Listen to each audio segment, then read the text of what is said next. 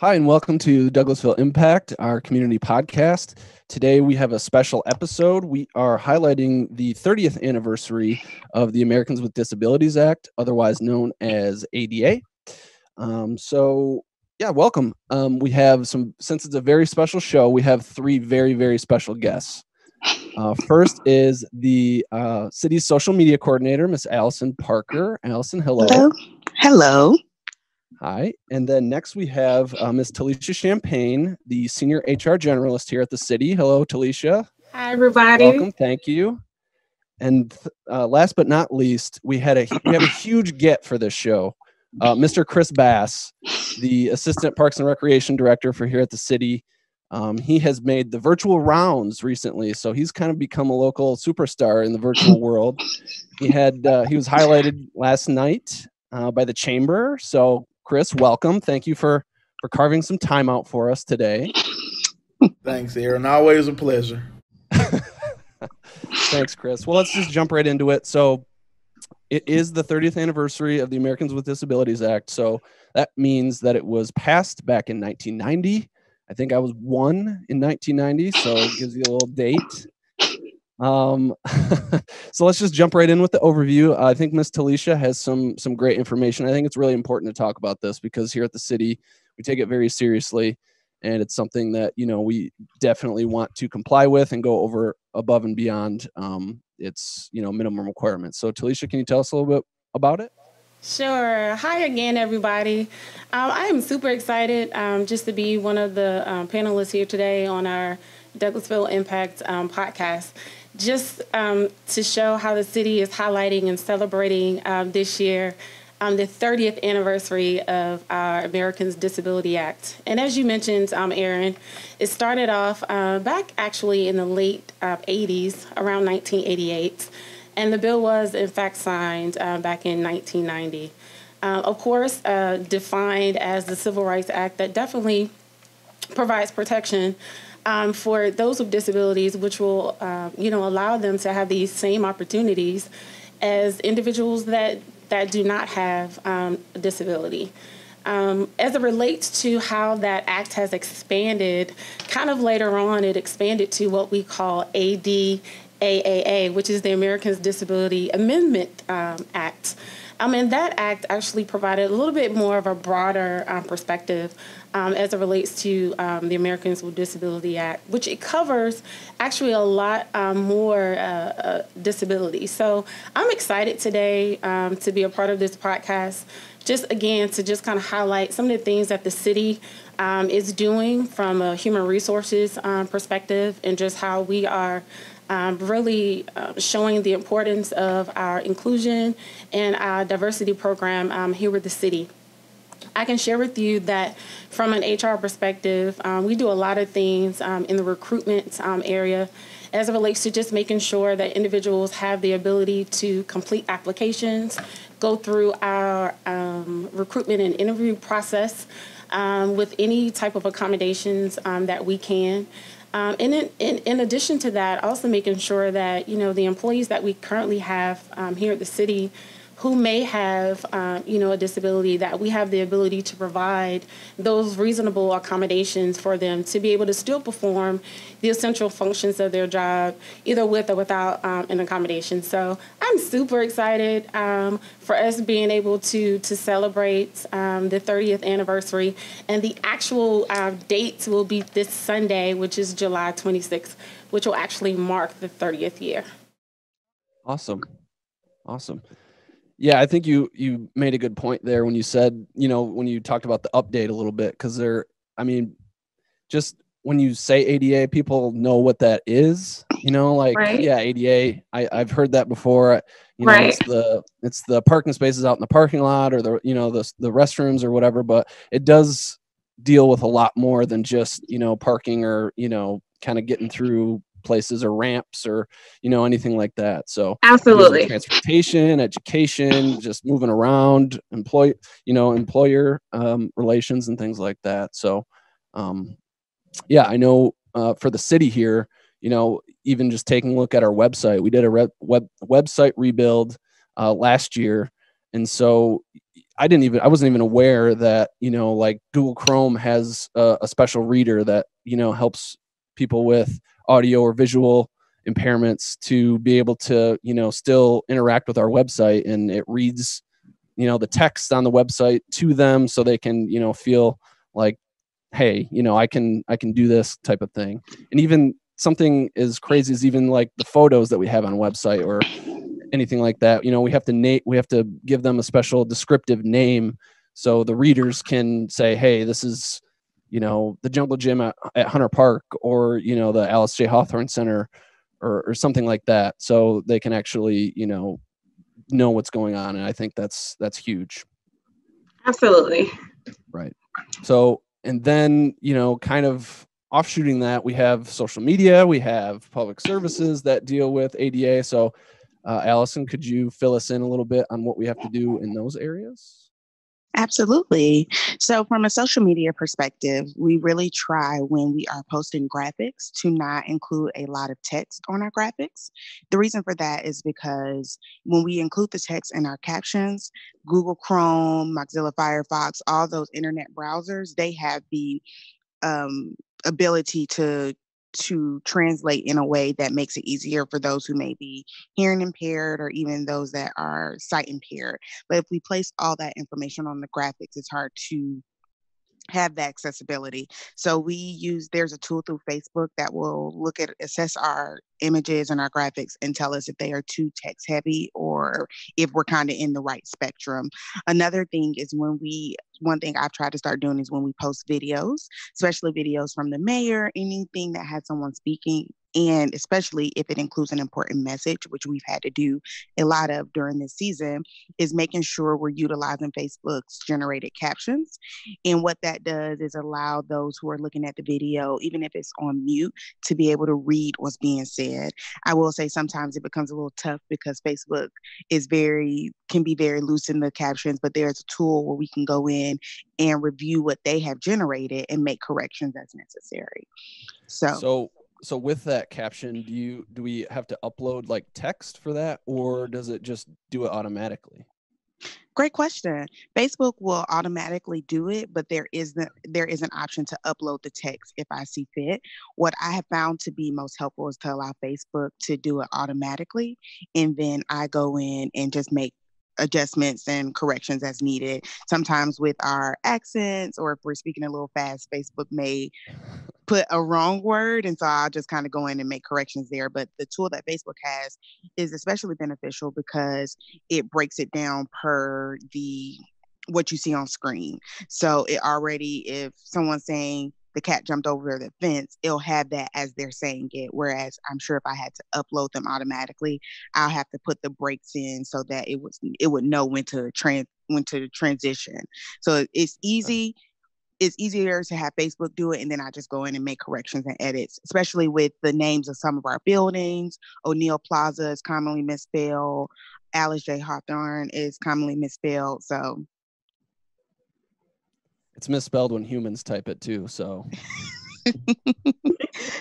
O'Neill Plaza for me is the toughest to write because I don't know if it's spelled with an A or an I or what. But yeah. Anyways, I digress. Yeah, so that's from a social media standpoint. Recently, I've had the opportunity to speak with some in our public services department and community development to get an idea of the services that we offer to our citizens. And so I'll transition into that. One thing that I was not aware of is that our public services department, our sanitation department, they offer what's called a backdoor pickup.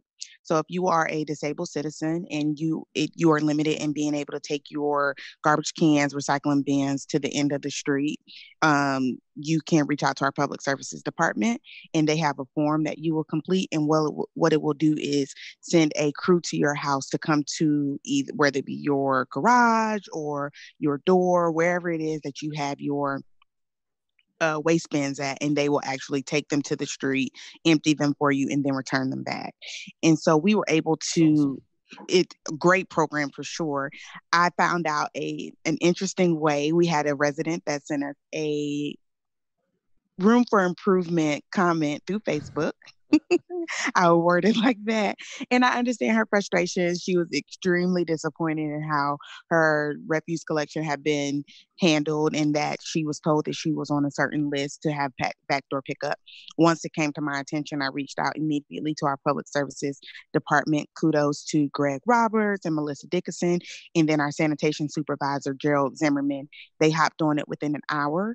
Gerald went to the resident's house. He emptied her entire garage, and then he even provided her a few additional resources, so if she were to come into contact with that issue again. But she immediately removed the comment and sent so many kudos and thank yous. And so unfortunately, we had to find out that way, but we know moving forward how we can tighten up our processes so that other citizens don't have to experience that. Yeah, that's an awesome story. Yes. Story. So that's from our sanitation angle. There are also some things that are in the city that residents may or may not be familiar with. So I'll just kind of outline a few of those. The first one is what's called tactile surface, or what I like to refer to as the bumpy dots, but when you're on a sidewalk. So, which thanks to Aaron, because I was not aware of those. I thought it was just a manufacturing type of thing. Maybe, like how you have looks or something, huh? Yes, aesthetics. How you have granite cabinets and countertops. I thought this is one of those type of things, but there's a meaning behind the bumpy dots, or the correct word, which is tactile surface. So what it is to let those who are sight impaired know that they are leaving the sidewalk headed into vehicular traffic. And so it's just a great way for them to know, hey, maybe you need to stop here and wait until, I guess, another ADA compliant feature that we have, or that you may see. I know I've seen in the city of Atlanta, is when you hit the sidewalk button, you may hear the sound for the sidewalk. Right. Being a student at Georgia State, we had a lot of those. And so I recall you would hear the sound when you weren't supposed to walk, and it would change when you were permitted access to walk, when the streets were clear. So we have tactile surface here in the city of Douglasville, which lets those who are sight impaired know that they're transitioning into where oncoming traffic could be. So that's one thing that you may be familiar with. Another thing is parking spots. So here in the city of Douglasville, we follow state guidance for ADA, which is under the Department of Justice. And so for every 25 spots, you must have one van accessible spot. And so another thing that I was not aware of is just, when you're driving and you're parking, you may see the spots that have the diagonal white lines.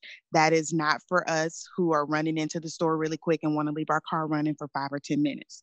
What that is, that is for citizens who need van accessible spots. And when you see those, they're usually right by a handicap spot. And what that allows is for the van accessible to use their mounting features, which it may be on the side or in the rear. But so if they have someone who's in a handicap or who's in a wheelchair, that they could easily use that ramp in that white diagonal spot to enter and exit without getting in the way of other vehicles. So just something that, all citizens should be mindful of, and being considerate of those who do have van accessible vehicles, or just those who are handicapped in general. We just want to be mindful of those citizens and be fair to them, because they do need additional space depending on what they have. Right. And then the last thing that I wanted to mention is that any signage that we have that applies to handicap accessibility is always mounted 7 feet high. That is what is dictated to us through the ADA compliance handbook that we follow from state guidance, but just making sure it's always high enough so that all citizens can see it. But we definitely want to stress the handicap spots. I know sometimes it can be easy to just park there for a few minutes and run inside the store and come back out, but it's unfair to those citizens who really rely on those parking spots and need them to make their lives a little bit easier. So just want to encourage our citizens to be kind and to be fair to everyone. I want to be cognizant of it too. Mm-hmm. I know it's easy to get in a rush sometimes, and man, I gotta go get these eggs real quick. So just let me park here, run in. But in the 5 minutes that you're in there, somebody who relies on those spaces or needs it might be needing to use it. So Absolutely. And I would love to give a kudos again to our public services department, and then also community development, Mike Metler, and then the county's fire marshal, because they all work very closely together to keep our city ADA compliant for citizens. And I was told that if there are any issues, any concerns that you may have, to reach out to the fire marshal, and together we'll all work on it to see what we can do to help make the quality of life for all of our citizens easier and better. Yeah. Well, I couldn't have said it better myself. I'm sure you could have. Yeah. So, I know that there's a lot of changes coming, especially in downtown Douglasville, a lot of new buildings and a lot of buildings being revamped. So, I know the building department is definitely on top of making sure that every new building or every building that's going through a facelift or a transition is ADA compliant. So I know that's a big deal for us to maintain and ensure that we're, making sure that everyone can access everything that they need. So absolutely. Kind of going into that is we have a lot of changes going on at the parks too. So Mr. Bass might be able to let us know how we're being ADA compliant and what are some of the special things that we do to include everyone so they can remain active.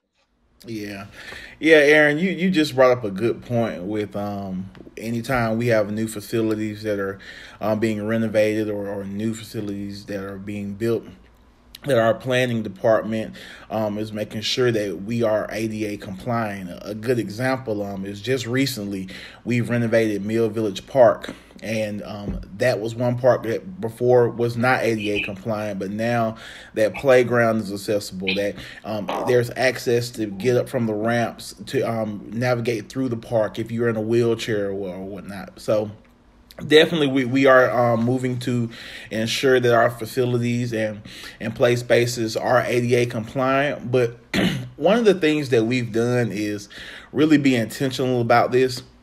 ADA is very important, and for those of you all know that we are going through accreditation, and we've been judged on 151 standards, and we've just received word back that we passed 150 of those 151. Wow, and, yeah, that's awesome. Yes. Yeah. And as great as an accomplishment that is, we're so glad that we passed those 150, but that one is the one we're really concerned with. And honestly, that standard was the development of an ADA transition plan, where we go in and do a hard audit on all of our facilities, all of our playgrounds, all of our open space and bathrooms and rec centers, ensuring that they're ADA accessible. So that's something that we are working on now. We have a consultant coming in to complete that ADA transition plan for us, just so that we'll be able to have a plan as to how we'll address ADA going forward. And what this plan will do for us is help us prioritize our budget to ensure that we are dedicating funds in order to fix whatever needs to be fixed to make sure that we are compliant. If it's breaking down a sidewalk, that's something that we might not be able to do immediately, but long term, that's something that we'll definitely be able to budget for so that we can make sure our facilities are ADA compliant. Another thing I want to mention is through this process, we developed our ADA Grievance Policy, and this is something that we're very proud of. Oh, wow. For our citizens. So if a citizen comes into our facility and finds that something isn't accessible, they can stop by the front desk and fill out this form for us and let us know what it is, what challenges are present that's preventing them from having access to our facilities or our play spaces. Then we'll set up a one-on-one with that individual, and we'll kind of talk through the citizens, and we'll do research to find out what can be done in the meantime to accommodate the citizen, and then something that we can do long-term as well. And even if, let's just say we have an individual who can't fill out this form, we have a face-to-face policy as well within this grievance process, to where we're going to make sure that we're being intentional and we're coming out and we're really listening to the citizens and taking a note and adding that information into our ADA transition plan as well. So that's been our biggest thing with parks.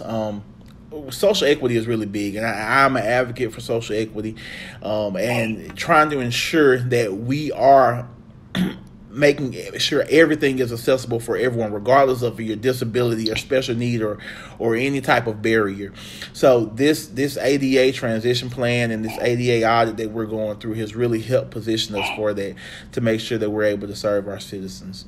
We do have some ADA accessible play spaces, like our baseball field. That's a completely ADA field where we do the legal stars for individuals with special needs and disabilities. And as we continue to renovate facilities like the Alice Hawthorne Community Center and some of our parks, there's an ADA plan that goes into that makes sure that everything is accessible. So those are just some of the things that we're doing in parks.